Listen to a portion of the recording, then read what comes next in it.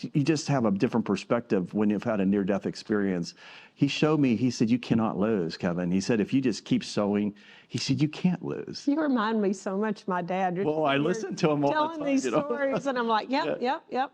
Airplanes, yep. Yeah, it's kind of parallel, but it's because of his influence and other people's influence that this has happened.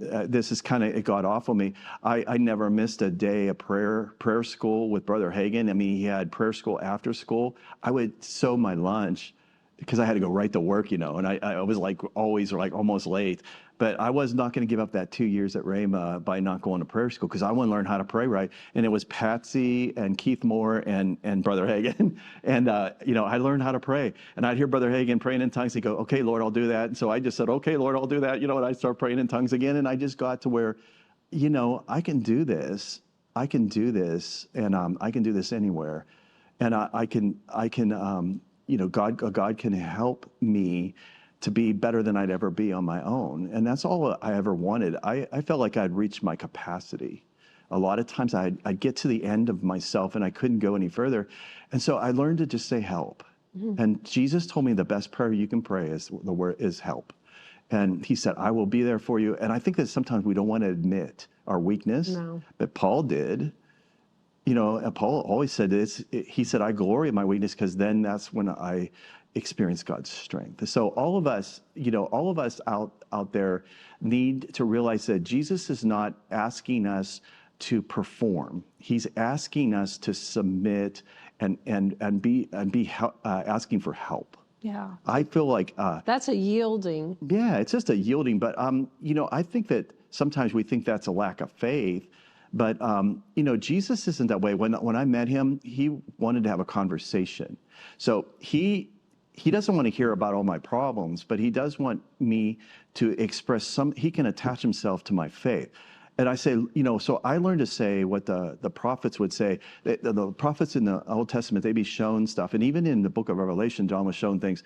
They said, well, what do you see, Son of Man? And they would say, well, I don't know, Lord, but you know. Yeah. And I learned to just do that. I don't know everything. And I think the funniest thing about it is that I was just willing to retire. And just, I had my dream house. We had our dream house. We had everything, and the Lord said, because he told me I could retire.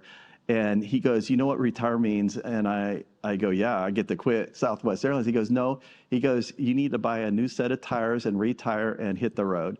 And he actually told us that retire means we get a new set of tires and retire. I really feel like I know, even though the story is different, my power prayer was, what's wrong with me? Lord, what's wrong with me? And he's like, glad you asked. Yeah, it started a walk, because that's how I describe my last years, as a walk with him that is revolutionary to your soul. It's like you get born again, and all that's changed and all that's new in your spirit, but your soul requires relationship to change.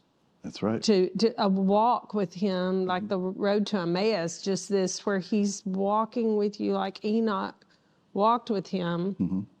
And that's going to maybe come right in the worst of your confusion or circumstances, or right about the time that you think it's time to quit. Yeah. Is this walk takes you somewhere you never knew.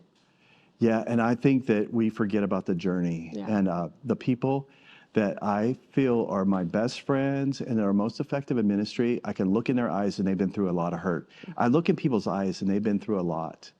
And those people end up being the deepest people and the most compassionate.